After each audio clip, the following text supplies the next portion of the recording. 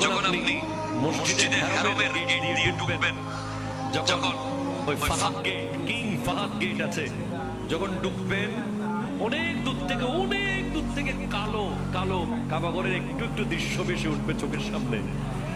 তখন দোয়াটা করবেন কি? দোয়া করবেন কয়টা? যখন কয়টা? একটা দোয়াই কবুল হবে দেখার সাথে সাথে।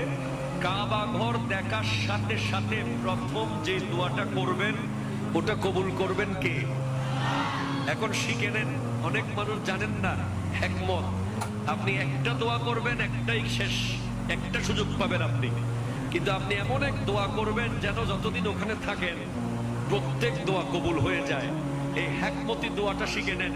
আপনি বলবেন, আল্লাহ আমি 10, 12, 15 যতদিন এখানে থাকবো, যতগুলো দোয়া করব সব কবুল করে নিয়েন। দোয়া করছেন কয়টা?